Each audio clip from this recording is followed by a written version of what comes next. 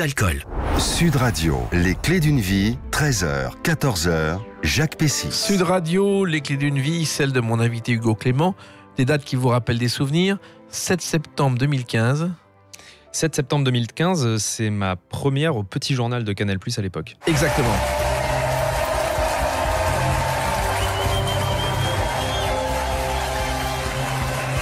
Générique que vous connaissez bien, de Yann Barthès. Comment vous êtes arrivé dans cette émission, Hugo Clément ? J'y suis arrivé par une connaissance commune entre le producteur de l'émission, Laurent Bon, et moi. Et cette personne nous a mis en contact. Et puis à la fin de la saison, 2015, le Petit Journal cherchait un nouveau reporter. Et donc ils m'ont proposé, on s'est rencontrés, et puis ça l'a fait. Et alors ça a été des reportages un peu étonnants. Il y en a un qui est un meeting du Front National à Marseille, qui a beaucoup marqué les téléspectateurs du Petit Journal. Oui, alors j'en ai fait plusieurs, mais effectivement, c'était le thème de mon premier reportage pour le Petit Journal. Parce qu'en fait, c'était l'année où Jean-Marie Le Pen, pour emmerder sa fille, avait organisé un déjeuner exactement dans la même ville, donc à Marseille, à 2 km de différence par rapport aux universités d'été du FN. Et donc, on avait fait un sujet à la fois côté université d'été du FN, où on n'avait pas le droit de rentrer, on n'était pas accrédité, et à la fois du côté de Jean-Marie Le Pen, qui lui nous avait fait venir pour critiquer sa fille, etc. Donc, on avait décortiqué un peu cette guerre de communication. Et en plus, ne pas pouvoir rentrer, ça pose des problèmes. On trouve des solutions dans ces cas-là ? On trouve toujours des solutions. Déjà parce que c'est pas des bunkers et la sécurité, on peut toujours la déjouer dans les meetings politiques, mais surtout parce que les militants, de toute façon, ils rentrent et ils sortent de la salle. Donc, on y a accès en attendant devant la salle. Et finalement, poser des questions devant ou à l'intérieur, ça change pas fondamentalement grand-chose. Même si je trouve ça un peu scandaleux qu'un parti politique se permette de trier les journalistes qui l'acceptent ou non. Et puis quand ils voient que vous êtes le Petit Journal, ils disent non, ils se tirent vite fait. Oui, ils disent non, ce sont pas. Alors leur argument, c'est de dire les journalistes du Petit Journal, c'était pas des journalistes, c'était des militants, voilà, parce que on décortiquait leur communication politique, leurs mensonges, etc. Sauf que on le faisait avec tous les partis politiques, et tous les partis politiques pourraient tenir le discours du Front National. Et avec humour, Hugo Clément, parce que c'est très important, et ça c'est un métier nouveau pour vous à l'époque. Il y a le journalisme et il y a l'humour. Oui, alors peut-être que l'humour, je ne sais pas si c'est le terme exact. En fait, il y avait de l'humour dans le Petit Journal, évidemment, il y avait des humoristes. Nous, on faisait du journalisme sérieusement, sans se prendre nous-mêmes au sérieux. Voilà, c'est peut-être plutôt ça la formule adaptée. Avec une forme de dérision. Oui, avec une forme de dérision, tout à fait. Parce que je pense que la politique, selon moi, c'est comme ça qu'il faut la traiter. Moi, je vois ça comme un théâtre. Enfin, je veux dire, les hommes politiques qui s'expriment dans des émissions, devant des micros, évidemment, c'est un rôle qu'ils jouent. On sait bien que ce sont des phrases qui ne sont pas du tout des phrases naturelles. Ils parlent pas comme ça quand ils sont dans leur vie privée. Donc, décortiquer cette communication politique, les messages qu'ils essayent de faire passer, les intérêts qu'ils essayent de défendre, je trouve ça vachement intéressant. En tout cas, plus intéressant pour moi que le journalisme politique un peu plus classique, qui a le mérite d'exister et que certains confrères et consoeurs font très bien, mais que moi ne m'intéressait pas. Oui, et en plus, ça vous a permis d'évoluer. C'est-à-dire qu'à l'époque, faire autre chose que travailler pour France 2 et travailler pour Yann Barthès, c'était une forme pour vous de développer votre amour du journalisme. Moi, quand je suis parti de France 2 pour aller au Petit Journal, on m'a dit « mais t'es complètement fou, pourquoi tu fais ça ?» Parce que tu pars d'une rédac qui a un prestige, voilà, de sérieux, voilà, et pour aller sur une émission d'infotainment, Canal+, avec une image un peu plus sulfureuse. Mais moi, en fait, le Petit Journal, c'est une émission que je regardais, c'est la seule émission que j'aimais regarder en tant que téléspectateur et que je regardais tous les jours. Et je me suis dit, quel peut être un plaisir plus grand que de travailler dans l'émission qu'on aime regarder. Et en plus, vous avez retrouvé un copain, Martin Veil. Oui, tout à fait, avec qui on était à l'école ensemble à Lille. Et là, vous les retrouvez, vous étiez un peu son correspondant, vous l'épauliez pour les reportages. Son double côté France, puisque lui, il faisait les grands reportages à l'étranger pour le Petit Journal, et moi, je faisais essentiellement des reportages politiques et sur l'actualité en France. Il a fait ses calculs, il a indiqué en janvier 2015, Martin Veil, qu'il avait parcouru 230 000 km, soit 6 tours du monde, et en 2017, 553 800 km, soit 14 fois le tour du monde. Ouais, c'est pas mal, c'est un gros bilan carbone. Oui. Non, mais oui, c'est vrai que Martin, il a fait un boulot incroyable. Moi, je suis très admiratif de ce qu'il a fait. Il a été un des premiers à faire ce type de reportage incarné à l'étranger et surtout qui parlait aux jeunes, voilà, qui donnait envie aux jeunes de suivre ces sujets-là. Les JT traitaient les sujets internationaux depuis toujours, mais comme il n'y avait pas forcément cette incarnation, les jeunes générations n'arrivaient pas trop à s'intéresser à ces sujets-là. Et Martin, il a réussi, avec le Petit Journal, avec Yann Barthès, avec Laurent Bon, à attirer des jeunes sur ces sujets-là. Et c'est super. Et Yann Barthès, il a commencé comme vous, stagiaire, je crois. Il s'occupait de la presse de Canal+, ensuite il s'occupait des invités de C'est Clair, si, je vous assure. Donc il a été sur le terrain dès le début. Alors ça, je connais pas le début de son parcours, mais voilà. Je suis content de vous l'apprendre. Alors, effectivement, est-ce qu'il y avait un esprit Canal à l'époque, Hugo Clément ? Bah oui, je pense, oui, bien sûr. Il y avait un esprit Canal. Qu'est-ce que c'était ? Parce qu'on n'a jamais su. Bon, on sait qu'au départ, Canal+, personne n'y croyait, à part ceux qui le faisaient, et ça a marché. Et c'est ce qu'on a appelé l'esprit Canal. Est-ce que c'est un renouvellement ?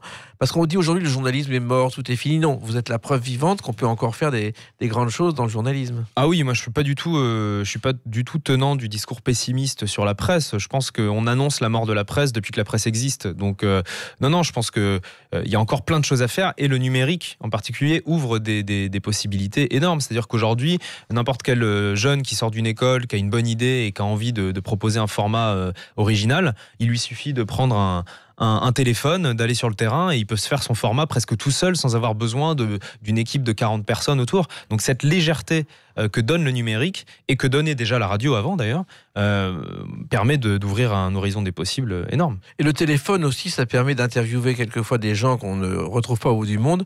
Ça vous est arrivé avec un coup d'État en 2015 au Burkina Faso, Hugo Clément ? Oui, exactement. On y était.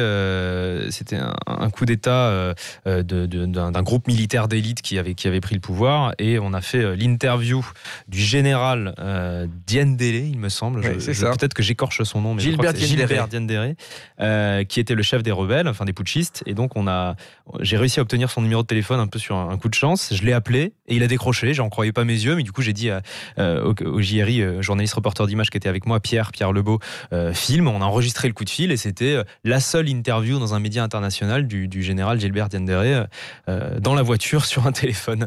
Mais c'est exactement ça, c'est ce que disait François Chalet, c'est la chance dans le journalisme. Moi, ça m'est arrivé avec le Négus. À l'époque, il n'y avait pas Internet, on avait des numéros prioritaires totalement invraisemblables, mais je devais appeler pour Philippe Bouvard le Négus. Il me dit, appelez-le, essayez. Il était à l'époque menacé dans son palais. Il est mort d'ailleurs le lendemain. Donc, j'obtiens un numéro prioritaire, je tombe sur un standard, je mets dans le studio, je dis, bonjour, je voudrais parler à Sa Majesté l'Empereur Haïlé Sélassié. Et il me répond, c'est moi-même. Il tenait le standard, et c'est comme ça qu'on a fait la dernière interview au monde. Incroyable. Du Négus. C'est de la chance, ça. Il décrochait au standard. Oui, il décrochait au standard. Il est mort le lendemain. Donc ça a été vraiment la fin de son règne. Alors, il y avait aussi des tas de reportages que vous faisiez pour d'autres. C'est-à-dire qu'il fallait vraiment être en lien avec l'actualité permanente et se dire quelles sont les questions que les autres ne se posent pas. Oui, pour le petit journal, vous voulez dire ? Oui, disons que nous, on essayait de montrer les coulisses. Les autres médias traitaient la scène principale, et nous, on montrait ce qui se passait en coulisses. En fait, il s'agissait juste, la plupart du temps, de tourner la caméra de 90 degrés pour montrer ce qui se passait, qui n'était pas visible des téléspectateurs sur les autres chaînes, et on obtenait des séquences super intéressantes d'un point de vue journalistique. Ce qui se passe en coulisses, je pense, est aussi important et aussi enrichissant que ce qui se passe sur la scène. Mais ce qui est étonnant, c'est aussi quelquefois les remous que ça a provoqué. Regardez Jean-Yves Le Drian, un jour, vous le filmez. Ah, ça, il n'a pas aimé. Hein. Qu'est-ce qui s'est passé exactement, Hugo Clément ? Non, mais on faisait un sujet sur le cumul des mandats, puisque Jean-Yves Le Drian, à l'époque où on avait fait le sujet, il était à la fois ministre de la Défense et président de la région Bretagne. Alors qu'il s'était engagé à ne pas l'être, et que c'était une promesse de François Hollande, et que Jean-Yves Le Drian lui-même avait dit, si je suis ministre, je quitterai mon poste de président de Bretagne, ou l'inverse, je ne sais plus, mais en tout cas, il s'était engagé à ne garder qu'un seul poste. Et puis finalement, il avait changé d'avis en avançant des raisons plus ou moins cohérente, et on était allé un peu le suivre en Bretagne, et on lui posait indéfiniment la question jusqu'à ce qu'il réponde pourquoi vous avez changé d'avis, etc. Et il voulait pas répondre parce qu'évidemment il était un peu embarrassé, et donc il avait pas du tout apprécié ce que lui qualifiait il avait dit qu'on l'avait harcelé, quoi, qu'on n'avait pas arrêté de lui poser la même question, mais en même temps il y répondait pas. Donc on avait reposé la question, et jusqu'à un jour où il nous avait accusé d'avoir filmé son domicile privé, ce qui était faux. On avait simplement été dans la rue pour voir quelles conséquences ça avait sur les riverains, la présence d'un ministre de la Défense en région. C'était ça l'objectif du sujet, c'était de montrer qu'il n'était pas simplement président de la Bretagne, il était ministre de la Défense aussi, donc on voulait parler avec les riverains sur un peu leur vie quotidienne, leur impact sur la grosse sécurité qui quadrille le quartier. Et donc il avait dit, vous avez filmé mon domicile, etc. Il était très très en colère, il voulait récupérer les rushs, enfin il avait menacé de faire récupérer les rushs, ce qu'évidemment il n'avait jamais fait, puisqu'on était dans toute légalité. Et on vous a souvent menacé, d'ailleurs, quelquefois, Hugo Clément, dans vos reportages. Oui. Notamment, il y a une histoire avec Castro aussi. Ouais, les supporters du régime cubain en France n'avaient pas du tout apprécié pendant la visite à Paris de Raúl Castro, le frère de Fidel Castro. Le frère de Fidel Castro, de feu Fidel Castro. On lui avait posé une question un peu à la cantonade, à la sortie de l'Assemblée nationale, où je lui avais dit c'est pour quand la démocratie à Cuba, monsieur Castro? Et il s'était tourné vers moi, il avait dit hasta la victoria siempre, il était rentré dans son véhicule, mais du coup les soutiens du régime cubain en France, à la mairie de Paris, m'avaient retrouvé, étaient venus me dire qu'à Cuba je serais mort, qu'il fallait que je fasse attention à moi, etc. Voilà, donc des menaces très claires. Je suis jamais retourné à Cuba depuis, j'ai pas pris le risque d'y retourner.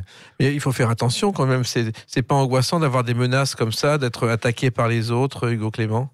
Si, ça fait partie du jeu quand on a un métier exposé, je pense. Aujourd'hui, malheureusement, avec les réseaux sociaux, les menaces, les insultes, les diffamations, les calomnies, tout ça, ça fait partie du lot quotidien des gens qui s'exposent.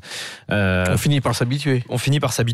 Moi, ça me fait plus grand-chose, très honnêtement. Alors, je porte plainte quand c'est des menaces de mort précises, parce qu'il ne faut pas plaisanter avec la sécurité, mais ça me fait plus grand-chose. Je pense malheureusement que c'est le mauvais côté des réseaux sociaux. Ça permet à des gens, sans trop de risques, de créer des comptes anonymes et d'aller insulter, d'aller menacer, ce qu'ils ne feraient pas dans la vraie vie, parce que dans la vraie vie, ça aurait des conséquences autres pour eux. Bien sûr, mais en même temps, il faut se préserver pour sa famille, pour ses amis et pour avancer. Ouais. Mais ça, on finit par s'habituer. Et vous avez aussi dénoncé les magouilles de la télé-réalité. Tout y est passé. La télé-réalité ? Oui, les magouilles. Il y a eu des reportages où j'ai vu un peu de télé-réalité attaquée par vous. Ce qui est vrai, ce qui est une bonne chose. Alors je me souviens pas précisément, alors j'en ai fait beaucoup donc j'en oublie peut-être, mais je me souviens pas précisément avoir fait un reportage sur la télé-réalité. Oui, j'en ai vu un jour, mais c'est... D'accord, j'ai une mémoire défaillante. Mais non, c'est pas grave. alors, finalement, vous faites aujourd'hui ce que le Canard enchaîné faisait pendant des années, parce que le Canard enchaîné a fait beaucoup d'informations, fausses ou vraies, mais c'est le même principe, aller plus loin. Alors... Je pense que le Canard enchaîné, ils ont quand même un aspect investigation, c'est-à-dire qu'ils sortent des informations qui sont cachées, qu'ils les publient et que ça devient des scandales au niveau national. Moi, je fais pas d'investigation, je suis pas journaliste d'investigation.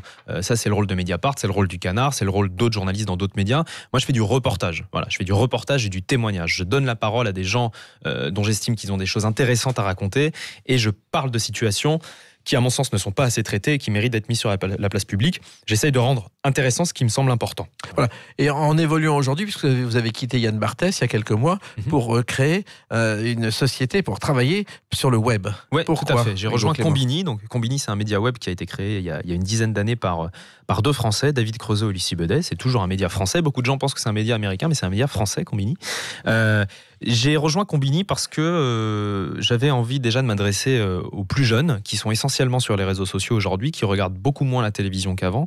Et puis, j'avais aussi envie d'avoir une liberté de format totale, c'est-à-dire que de pouvoir faire des reportages de 15 minutes si j'avais envie, de 20 minutes si j'avais envie, alors qu'en télé, et c'est normal, il y a un conducteur à respecter avec des durées très précises de sujets.